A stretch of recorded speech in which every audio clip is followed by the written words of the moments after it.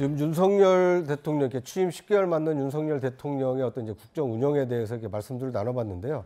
그러니까 이제 대통령실, 용산 대통령실도 국정 운영의 중요한 축입니다만 이 집권 여당인 지금 국민의힘의 경우에도 이 국정 운영의 굉장히 중요한 파트너 아닙니까?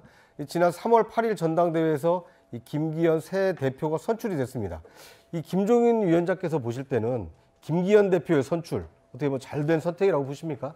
뭐 잘 되고 뭐 못 되고 뭐 얘기할 필요 없이 어차피 김기현 대표가 될 수밖에 없는 여건을 만들어 줬으니까 네. 김기현 대표가 될 수밖에 없었어요. 그러니까 지금 보면은 김기현 대표가 대표가 될 수 있도록 하기 위해서 경쟁자들을 전부 다 사전에 가지치기를 해버리지 않았어요? 네. 그리고 심지어 소위 대표 경선을 앞두고서 선거 룰까지 바꿔가지고서 그렇게 해서 김기현 대표가 결국 가서 될 수밖에 없다 이렇게 돼요. 네. 원래가 뭐 이 국민의힘 자체가 대통령 얼굴만 보고 사는 정당 아니에요. 실질적으로 뭐 다른 생각을 안 하는 사람들이니까. 네. 그러니까 결국은 김기현 대표가 그 막강한 지원을 받아가지고서 됐는데 나는 53%밖에 못 받았다는 것도 상당히 좀 걱정스러운 결과라고 나는 이렇게 봐요. 총력을 폈는데도 50%를 감당됐다. 그렇죠. 총력을 폈는데도 53%밖에 안 나오고. 예를 들어서 보면은 한 75% 정도 나오는 것이 저런 상태에서 정상적이라고 보는데. 네. 그래서 이제 53%의 대표가 됐는데 그다음에 이제 김기현 대표의 앞으로 당 운영과 관련된 처신이 어떠느냐에 따라서 국민의힘의 미래가 달려 있다고 나는 생각을 해요. 네. 그런데 지금 보면은 아직도 이 김기현 대표의 행위를 볼 것 같으면은 별로 이 당을 어떤 방향으로 끌고 가서 내년 총선에 이길 수 있겠다는 이런 생각이 전혀 없는 것 같아요. 예? 그러니까 지금 뭐 어느 한 특정 세력이 당을 완전히 장악한 그런 형태가 돼 있어요. 네. 그래서 당이 일사불란하게 운영될지는 모르지만 그게 결코 그 당이 안정된다고 얘기를 할 수가 없습니다. 네. 그러면은 결국은 내년에 총선에 그게 어떻게 영향을 미칠 것인가를 갖다 잘 판단해야 되는데 그 판단이 지금 아직 서지를 않는 것 같아요. 네. 그러니까 이제 기존 지지층을 견고히 하고 중도층으로 외연을 확장해야 이제 총선 승리 가능성이 높아지는데 기존 지지층을 갖다 결성한다는 거는 솔직히 얘기해서 내가 최근에 여론조사 여러 가지를 볼 것 같으면 네.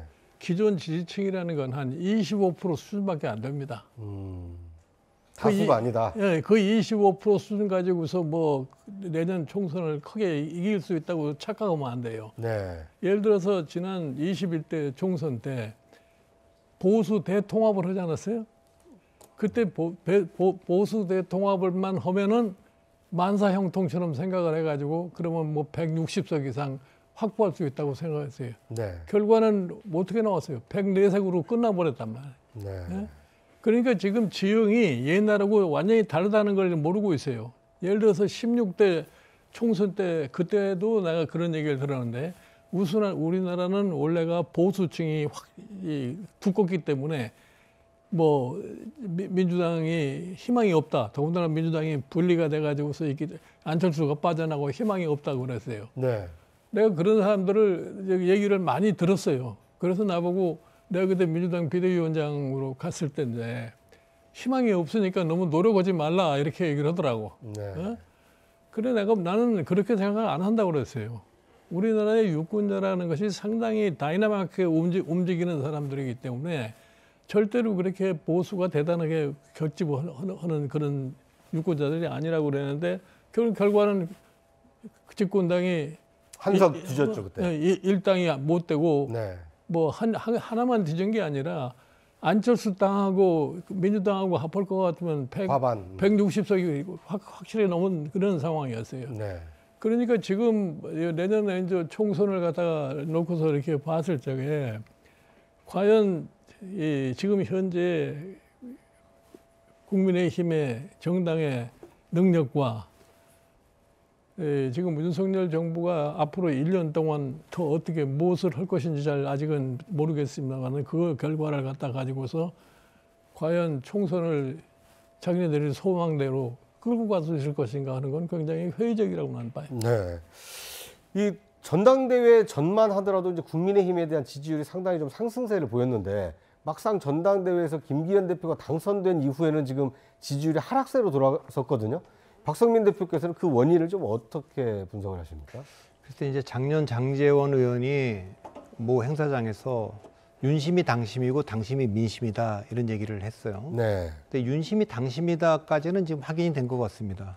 그런데 당심이 민심은 아니기 때문에 지금까지 뭐 이준석 대표를 내려오게 한다거나 룰을 바꾼다거나 또 특정인을 출마 못하게 한다거나 출마한 다른 사람들을 못되게 막는다든가 누굴 되게 하는 것까지는 당 내에서 벌어지는 일이기 때문에 어느 정도 됐을 거라고 봅니다. 근데 이제 민심은 총선 같은 건 통제하기가 안 되니까 이제 그 점이 어렵다는 거고 하나 주목할 건 이겁니다. 대체적으로 정당이 주류와 비주류가 있기 마련인데 주류와 비주류는 대체적으로 한 70대 30의 그 세력을 유지합니다. 아주 극단적인 경우는 80대 20까지 가는 경우도 있지만 대개는 70대 30 정도 이렇게 되는데 이번에 나온 결과를 보면 5대 5거든요. 50대 50입니다. 근데 실제 그것도 사실은 김기현 대표를 당에서 선택했다기보다는 이 선거 자체가 대통령실을 전당대에 누가 끌어들인 것도 아니고 본인들이 직접 참전을 해서 거기서 잊혀질까 봐 오히려 더 나서고 이렇게 해갖고 결과적으로 저 전당대회는 총선 지도부를 뽑는 전당대회가 된 게 아니라 윤석열 대통령이 당원들에게 신임을 물어본. 그러니까 이 상황에서 또 어떤 분은 이게 되지 못하면 탈당한다 대통령 이 얘기까지 하면서 신임을 걸어놨기 때문에 네.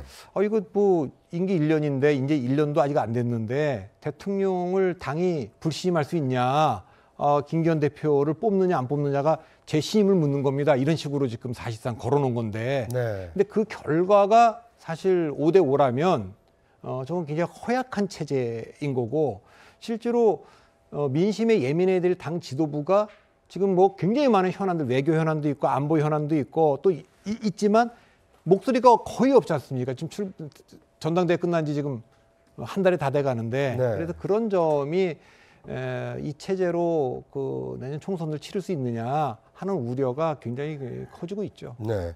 그러니까 이제 지난 대선도 그렇고 지방선거도 그렇고 이제 당락을 가를 때 가장 중요하게 역할을 했다라고 평가받는 집단이 이른바 2030 이제 MZ 세대였는데, 그러니까 이번 그 국민의힘 전당대회를 보면 뭐 김병민 최고위원이라든지 장해찬 청년 최고위원이라든지, 그러니까 MZ가 상당히 지도부에는 많이 진출했거든요. 또 실제로 이제 MZ와 접촉면도 넓혀가고 있고, 앞으로 그러면 국민의힘이 다시 2030의 어떤 지지를 좀 끌어모을 수 있다, 이렇게 예상해 보십니까? 그거는 제가 보기엔 김기현 대표가 뭐 정책 때문에 이탈을 했다거나 네. 뭐 그래서 지금 뭐 정책을 내놓으면 올 것 같다. 그렇지 않아요. 사람들이요. 경제적 이유나 또 정책이나 이런 거에 대해서 자기를 투사하지 않고 인물에 투사를 합니다. 네. 제가 옛날에도 보면 2016년에 아까 이제 김종인 위원장께서 말씀 잘 하셨는데 새누리당이 민주당보다 정당 지도가 앞서는 지역도 저희가 기술적으로 마지막에 김대중 대통령, 노무현 대통령, 이명박 대통령, 박근혜 대통령 어느 분을 좋아하십니까? 이렇게 물어보면 김대중, 노무현 대통령 합이 이명박, 박근혜보다 높은 지역은 여지없이 민주당이 당선되거든요. 네. 그러니까 인물에 투사를 하는 겁니다. 그러니까 검찰 개혁이 잘 됐냐 못 됐냐 이렇게 물어보기 전에 조국 법무부 장관을 신뢰하십니까? 윤석열 검찰총장을 신뢰하십니까? 이렇게 물어보는 게 더 정확하거든요. 네. 그러니까 그 김병민 최고위원이나 장해찬 청년 최고위원한테는 신뢰가 되는 얘기인지는 모르겠지만 어떻게 보면 권력에 의해서 순치된 분들보다 MZ세대라고 하는 분들이 내가 이준석을 다 좋아하는 것도 아니야. 이준석이 하는 것도 싸가지 없고 뭐 문제가 많아. 하지만 그렇지만 저 이준석이 그 당에서 거대 정당에서 권력에서 당하는 모습이 마치 내가 당하는 것 같은 이제 그런 게 있기 때문에 저는 약간 화가 나 있다 이렇게 생각을 좀 하고 어쨌거나 이준석 전 대표가 잘한 것은 4번의 선거를 민주당이 2016년부터 연속으로 이겼을 때 4050의 중심인 민주당의 2030이 동맹으로 붙으면서 이긴 거 아닙니까? 그것이 저 김종인 위원장께서 비대위원장으로 노력하셔서 2030 세대가 물론 LH 사건도 있고 뭐 조국 사태도 있고 여러 가지 이유가 있습니다만 민주당에서 그 동맹이 떨어져 나온 거 거기에는 뭐 공과 가가 있지만 공과 가가 다 있다고 봅니다만 써내려가면 뭐 이준석 대표의 과외의 줄이 훨씬 길지 모르지만 무게를 달아보면 저는 공적으로 기울 거라고 저는 보는데 그래서 2030의 문제는 저 김기현 대표가 그들하고 뭐 호프집에 가서 뭐 맥주를 마신다거나 뭐 정책을 한다 이렇게 해결될 문제는 아니고 그 정서적인 문제를 건드렸기 때문에 그 문제를 해결해야 될 거라고 저는 봅니다. 네.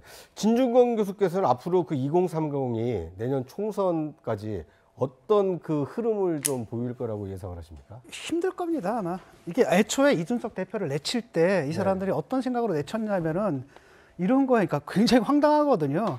장해찬이 그 역할을 대신해 줄 수 있을 거라는 믿은 거예요. 그 장해찬이 그렇게 또 마케팅을 한 겁니다. 이준석 없어도 이준석이 했던 역할을 내가 할 수 있습니다. 그래가지고 최고위원까지 된 거거든요. 근데 착각이죠. 일단은 뭐냐면 자기가 뭐가 되고 싶으냐면 말 잘 듣는 이준석이 되겠습니다. 그런데 일단은 말을 잘 들으면 이준석이 아니고요. 네. 그다음에 장해찬은 이준석처럼 머리가 명민하지를 못해요. 그 역할을 못하는 겁니다. 그러다 보니까 지금 뭐 장해찬이 열심히 나와서 떠들지만 그 2030이 붙습니까? 안 붙습니다. 다 떨어져 나가고요. 오히려 2030 지지율이 놀랍게도 뭡니까? 가장 안티가 심한 40대 지지율보다 더 낮아요. 그렇게 떨어져 나간 겁니다. 네. 그리고 또 하나는 뭐냐면 장해찬이 뭐 하는 거냐? 2030 잡기 위해서 또 민노총을 때리잖아요. 노조. 근데 2030의 이 사람들이 각 생각하는 건 뭐냐면 노조는 일단 기득권 집단이라고 생각해요. 이 사람들도. 왜냐하면 나는 노조도 없는데 쟤들 저래? 그래가지고 욕하는 것까지는 오케이인데 문제는 뭐냐? 69시간 딱 나오는 거야. 이러면 이제 화가 나는 거거든요. 이런 것이 맞물려가지고 도대체 이 사람들이 2030을 알고나 있는가? 네. 그러니까 전혀 모르는 상태 속에서 정책적으로는 저는 제가 들어가다 옛날에 이제 그 후보 시절에 120시간 노동 얘기했잖아요. 카페 들어가서 근데 이거 젊은 애들이 쌍욕을 하더라고. 쌍욕을 하더라고. 그러니까 우리들이 어떻게 일하는지 모른다라는 거죠. 쌍욕을 하는데 그런 걸 69시간 뭐 이렇게 해가지고 노조만 때리면 모든 게 될 것이다 이렇게 생각하고 열심히들 그 짓 하는데 이게 대체제가 될 수 없습니다. 네. 그래서 저는 노선의 또 근본적인 전환이 필요하고 그다음에 이준석하고 또 천하용인이지 않습니까? 네. 그나마 전당대회 때 이게 좀 나왔던 건 뭐냐면 민주당은 지금 이재명 80%잖아요. 저 당은 희망이 없다. 근데 이 당은 그래도 윤핵관이 설친다 하더라도 안철수도 있었네, 나경원도 있었네, 그 다음에 또 뭡니까? 천하람도 있네. 그러니까 약간 유보하면서 두고 보자 하면서 전당대회 이게 올라갔거든요. 네. 근데 결과가 그 실패한 거죠. 실패하면서 다시 지지율 쭉 빠질 수밖에 없는 거고 이러다 보니까 이 사람들 또 지금 뭐라 그러냐면 이준석만 천하하고 천하용인만. 근데 생각을 해봐요. 천하용인이 힘을 받는 게 사실 이준석과 같은 노선을 취했기 때문인데 이준석 없이 천하용인만. 그러면 장해찬식이 되는 거죠. 네. 그러니까 아직도 이렇게 생각을 해요. 이분들이. 그러니까 저는 뭐가 되냐면은 그 낯설음들을 원래 젊은 사람들 말 안 듣거든요. 그걸 갖다가 그 나쁘다라고 얘기할 게 아니라 저게 바로 힘이고 저것이 우리한테 궁극적으로 도움이 된다라고 해서 끌어안을 줄 알아야 되는데 그걸 내치다 보니까 이렇게 된 거죠. 네. 그러니까 2030의 어떤 자발성, 다양성 이걸 좀 포용을 했어야 되는데 이걸 너무 이제 도식화해서 지지세로 끌어들이려고 하니까 또 하나는 그 장해찬 같은 사람 있잖아요. 2030들이 극혐하는 스타일이거든요. 원래 이준석 자리잖아. 이준석이 부당하게 내치면 자기가 나서서 말려야 되는데 그게 딱 올라타가지고 자기가 이준석 그 자리를 갖다 차지하려고 남의 걸 갖다 남의 노력을 갖다 따먹는 거잖아요. 남의 능력과. 그러니까 그런 인간 유형에 대해서 2030들이 아주 극혐을 하거든요. 네. 그리고 그런 사람을 내세워가지고 무슨 2030 공략하겠다 기본적으로 말이 안 지금 되는 이 거죠. 국민의힘은 네. 대통령 당화가 됐어요. 대통령 당. 대통령 당화가 됐기 때문에 그 구성원이 어떻게 되느냐에 대해서는 일반 유권자가 관심이 없어요. 뭐 장해찬, 김병민 그 사람이 뭐 2030을 대표한다고 보질 않습니다. 결국은 또 하나의 세력에 묻혀 있는 사람들이라고 네. 생각하기 때문에 그러니까 사실은 이게 이 국민의힘이 과거서부터 쭉 이 국민의힘의 역사를 볼 것 같으면은 이게 대통령당이에요, 대통령당. 그러니까 대통령 한 사람 얼굴만 보고 사는 거예요. 그러니까 결국은 내년 총선을 맞이해서는 국민의힘 자체는 별로 나는 큰 의미를 없다고 생각하고 네. 윤석열 정부가 남은 1년 동안에 무엇을 어떻게 해서 국민에게 지지를 받느냐. 지지를 받느냐 거기에 달려 있다고 합니다. 네. 일단 그러니까 어떻게 보면 대통령 지지율과 국민의힘 지지율이 연동이 돼 있고 대통령 인기에 따라서 내년 총선 결과도 달라질 수 있다. 그런 거죠. 네. 예, 근데 이제 2030 얘기를 하셨으니까 네. 2030의 이제 천하용인 이준석 대표는 뭐 이준석 대표에 대해서는 호불호가 분명하고 네. 예, 공갈을 논할 수 있고 그렇습니다. 그래서 그걸 다 긍정적으로만 보지는 않는 것도 이해는 하는데 제가 이번에 SM 사태를 보면서 느낀 거는 이준석이나 천하용인은 일종의 행동주의 펀드 온라인 같은 역할을 하는 거예요. 네. 대주주 이게 그래서 SM이라고 하는 거기에 이수만이라고 하는 아주 이제 황제 같은 대주주 오너가 있고 창립자고. 근데 거기 보니까 이게 이 기업을 어렵게 만들고 망치는 뭐 라이크 계획이란 걸 세워서 그리 그냥 돈이 빠져나와 이게 회사 가치를 훼손시킨다. 네. 주주들에게 가야 될 걸 이른다. 이걸 변화를 요구했단 말이죠. 그러니까 저는 기본적으로 뭐 장해찬 최고나 뭐 김병민 최고도 다 좋은 분들이라고 저는 봅니다. 그런데 그분들이 해야 될 일은 권력에 대해서 젊은이들답게 이건 아니지 않습니까라고 얘기해야 된다는 거예요. 뭐 이준석을 비판한 건 장해찬 입장에서 얼마든지 저는 해도 된다고 봐요. 이준석 대표가 다 잘한 건 아니니까 네. 난 이런 건 도무지 동의할 수가 없다. 그렇지만 대통령이나 뭐 윤핵관이 하니까 이것도 난 동의할 수 없다. 이거 이러자고 내가 이걸 하자고 내가 나온 건 아니다. 이 얘기가 있어야 되는데 그 얘기가 없지 않습니까? 그러면 저거는 그냥 행동대원처럼 보이는 겁니다. 행동대원처럼 우리 세대를 갖다가 저렇게 행동대원처럼 일회용 소모용으로 그렇게 써먹느냐 이런 거에 대한 것도 좀 해소를 해야 되지 않나 이렇게 봅니다. 네. 지금 이제 뭐 천하용인으로 중심으로 한 이제 2030 얘기를 했는데 이번 전당대회에 나섰다가 2위로 이제 낙선한 사람이 이제 안철수 후보였거든요. 안철수 의원은 어떻게 뭐 국민의힘에 안착을 했다고 보십니까? 아니면 정치적으로 상당히 좀 위기에 처했다고 보십니까? 안철수 후보가 아직도 정치적으로 너무너무 미숙하기 때문에 네. 이번 이런 결과를 가져오지 않았나 이렇게 생각을 해요. 안철수 후보가 대통령 선거 전에 윤석열 지금 대통령하고 후보 단일화를 하면서 네. 공동정권을 만들겠다고 이런 얘기를 하지 않았어요? 그렇죠.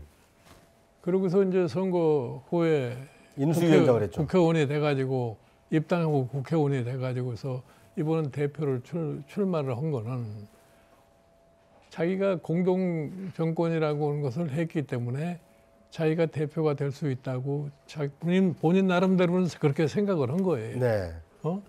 그러니까 결국은 자기가 뭐 윤한 연대니 뭐냐 이런 소리도 하고 했는데 네. 결국 가서 거기 까꿀로 뭐 국정 운영의 적이라는 얘기까지 듣지 않았어요? 그러니까 그 얘기가 나왔을 때 이미 안철수 후보는 이 당대표 선거에서 이미 좌절된 사람이라고 생각할 수밖에 없어요. 네.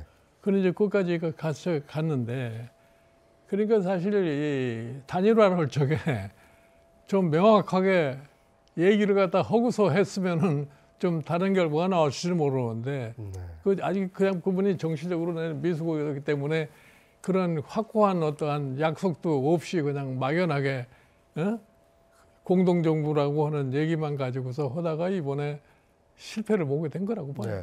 그러니까 이제 당 대표는 실패했지만 어쨌든 이제 국민의힘이라는 이제 새 둥지에 왔으니 차기 주자로서 내년 총선에도 출마하고 그 다음 대선에도 도전할 수 있는 뭐 그런 가능성은 좀 열려 있다고 보십니까? 제가 보기에는 내년 총선까지는 뭐 어떻게 될지 모르지만 그 다음에 대권을 향한 행보는 내가 보기 굉장히 어렵지 않나 이렇게 봐요. 네. 앞으로 이제 고난의 가시밭길이 예정돼 있다 이렇게 보시는 것 같고요. 자, 이제 또 한 가지 주목되는 인물이 어쨌든 국민의힘 전당대회를 통해서 이준석이라는 새 이름이 다시 좀 전면에 등장했거든요. 진중권 교수께서 보실 때는 어쨌든 당대표에서는 쫓겨나다시피 해서 물러났지만 이번 전당대회를 통해서 존재감을 드러냈고 내년 총선까지 어떻게 역할을 할 수 있는 공간을 확보했다. 뭐 이렇게 보십니까?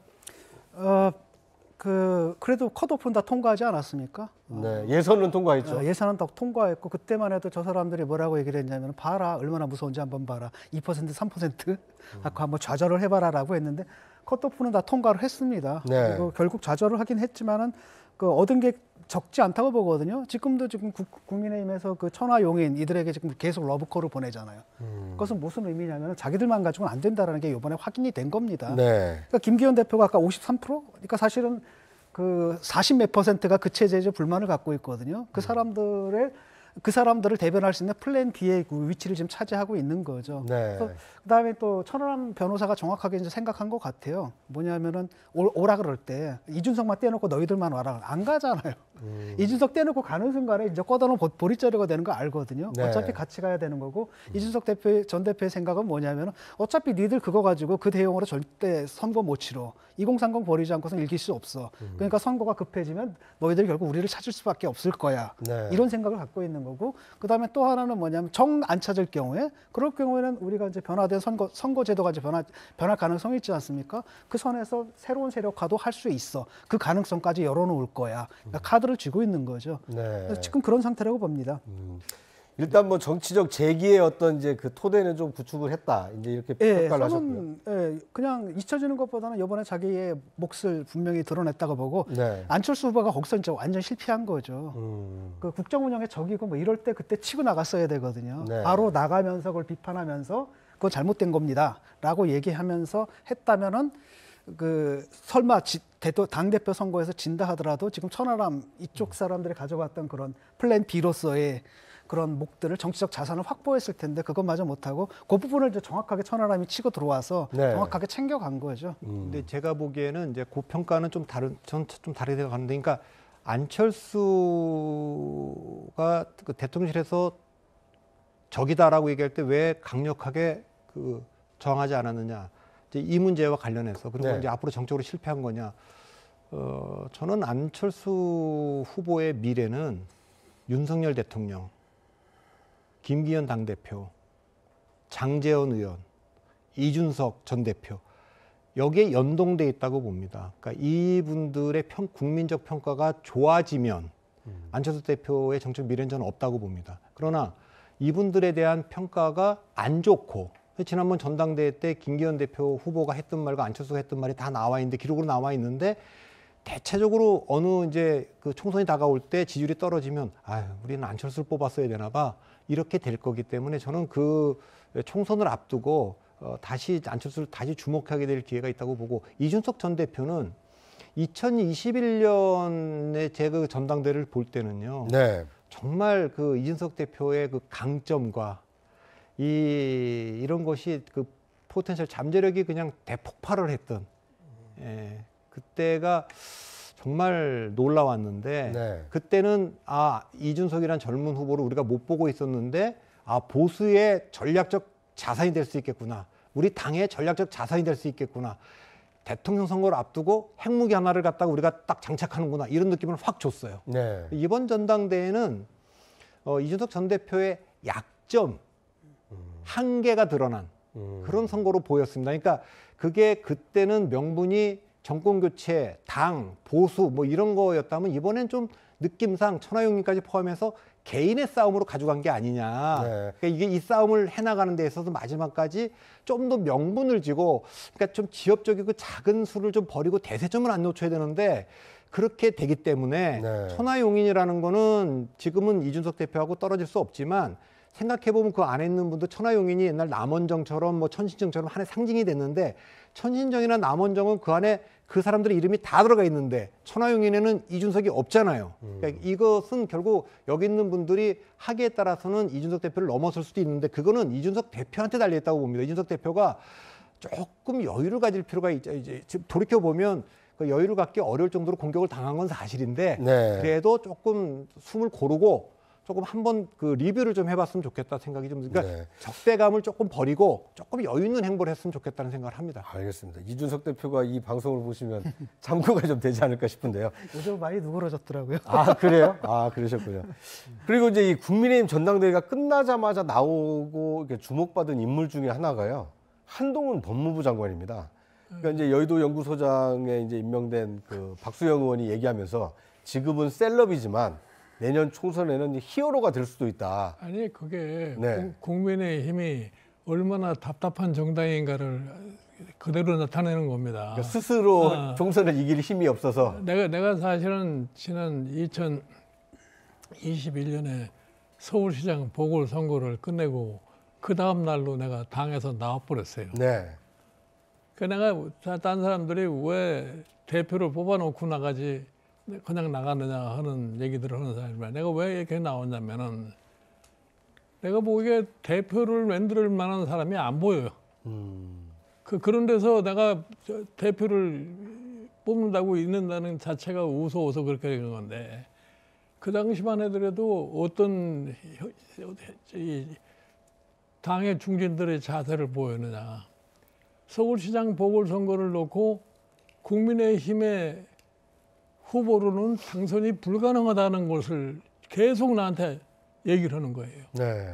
그러니까 전직 대표들 밖에 나가 있는 사람들, 또 안에 있는 중진 의원들도 이 사람들이 한결같이 나한테 왜 안철수로 단일화하면 쉽게 될 텐데 왜 끝끝내 그걸 막 안 하려고 그러는 거냐 말이야. 그래 그때도 그랬어요. 당신네들 도대체 이 선거가 끝나고 1년 후면은 대통령 선거를 하려고 해야 되는데 네. 그럼 당신 대통령 선거는 포기를 한 거냐 말이야.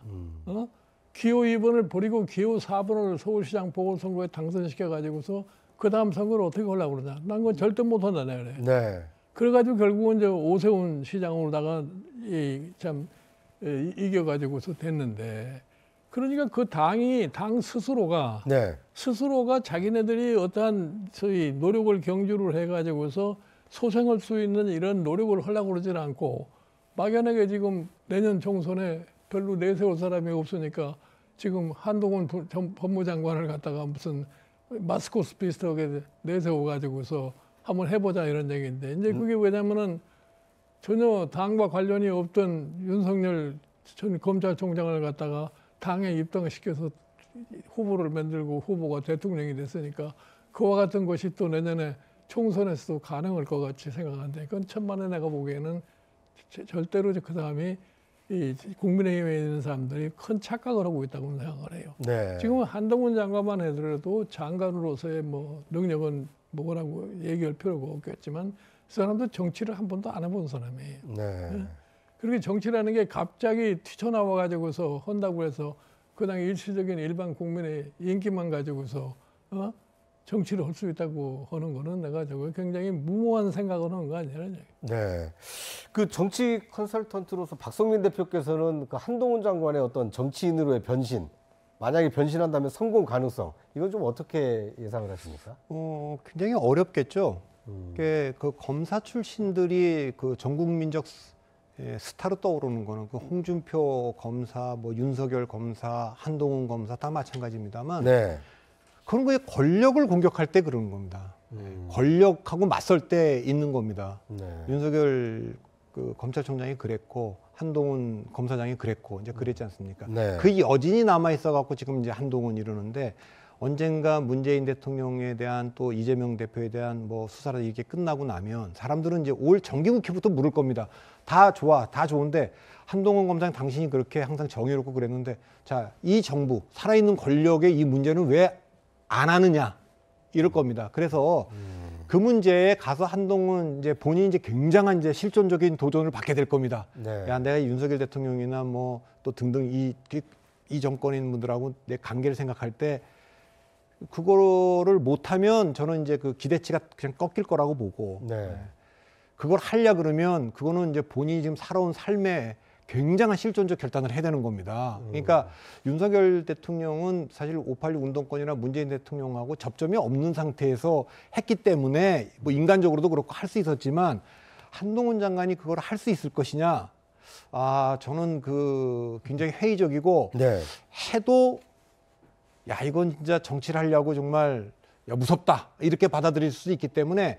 근데 이제 한동훈 장관이 지금도 이제 국회에서 그 질의응답하는 거 보면 조금 정치적으로 오버하는 측면도 있고, 그러나 굉장히 머리가 좋고 능력 있는 거, 검사할 때 저러니까 한동훈 검사 했겠구나라는 거는 느껴져요. 네. 근데 이제 정치라는 건 또 다른 스킬이 필요하거든요. 네. 그 스킬을 얼마나 습득할 수 있느냐인데, 그분은 윤석열 대통령이 했던 것보다는 10배 이상 어려운 난제들이 있을 거라고 저는 봅니다. 네. 진 교수께서 보실 때는 지금 어쨌든 한동훈 장관의 이제 그 여권 내 차기 주자로서 관심이 높아진 이유가 거대 야당 민주당을 상대로 해서 어떻게 보면 이제 논쟁을 통해서 이 여권 지지층으로부터 좀 높은 인기를 구가하고 있는 거 아닙니까? 근데 이런 분위기라면 사실상 뭐 호출되든 아니면 강제로라도 출마를 시키든 해서 내년 총선에 한동훈 장관이 역할을 하게 되는 뭐 이런 가능성 좀 어떻게 보십니까? 지금 그런 얘기가 좀 나오고 있잖아요. 구체적으로 뭐 지역구가 얘기까지만. 벌써요? 예, 소문에 따르면 그런 얘기가 나오는데, 네. 사실 저는 이분이 좀 뭐랄까 법무부 장관으로서 처음에 취임되자마자 또 재밌는 일들을 몇 가지를 했거든요. 예컨대 어떤 부분에 대한 항소를 포기한다라든지 상당히 인권적인 관점에서 보수인데 신선하다라는 이런 행보들을 여러 차례 계속 해왔습니다. 네. 또 하나가 이제 뭐냐면 이민청 설립하는 거거든요. 예를 들어서 이제 이게 저출산 대책과 관련해서 사실상 우리도 이제 다민족 국가로 갈 수밖에 없는 부분이고 그 부분에 대해서 굉장한 관심이 좀 있는 것 같아요. 그래서 그 부분에서 자기 업적들을 좀 쌓으려고 하는 것 같고 제가 볼 때는 정치할 생각은 있는 것 같은데 일단 그러기 위해서는 어떤 정치적 자산 같은 것들을 쌓는 것 같고 네. 하지만 이제 법무부 장관 아까 말씀하신 것처럼 법무부 장관하고 정치는 또 다르거든요. 정치인이 리더십이 아직 확인된 건 아니기 때문에 그걸 위해서라도 일단 그 법무부 장관이 끝난 다음에 그 정치 입문을 해서 빨리 그걸 습득하는 게 낫지 않나 저는 그런 생각을 합니다. 다만 이제 다음 대선 주자다 이런 건 너무 급하지 않나? 네. 시간상으로 너무 급하고 물론 그 짧은 시간 안에 자기 역량을 보여주느냐에 따라 달라지겠지만은 네. 일단은 그 정치에 입문하면 이제 초보니까 그때부터 차근차근 해서 자기 역량을 쌓아나갈 필요가 있다고 생각합니다. 그리고 뭐 국회에서는 자꾸 그 싸움만 되잖아요. 사실상 이렇게 키워주는 게 민주당이거든요. 네. 민주당 의원들이 자꾸 계속 공격을 해주니까 스포트라이트를 받고 심지어는 탄핵까지 해준다고 하니까 본인은 굉장히 고마울 겁니다. 그게 그런 인물까지만 옛날에 그 검찰총장 윤석열이 당하던 그 모습들을 갖다 좀 연출해 준다라고 하지 않습니까? 네. 그런 부분 때문에 있는데 실제로 이렇게 다 하다 보면은 두 부류가 있습니다. 이게 철험의 사람들 하면은 진짜 공격적으로 하는데 예를 들어 유호정 의원하고 할 때, 그다음에 얼마 전에 민주당의 기동민 의원하고 할 때는 정말 정상적이고 정말 모범적이었거든요. 그래서 앞으로 이제 국회에서 그런 모습들을 좀 더 보여주면은 아마 국민들이 그 부분에 대한 평가를 해줄 겁니다. 네, 알겠습니다. 이 법무부 장관 한동훈의 이제 정치적 미래 좀 더 지켜보기로 하고요.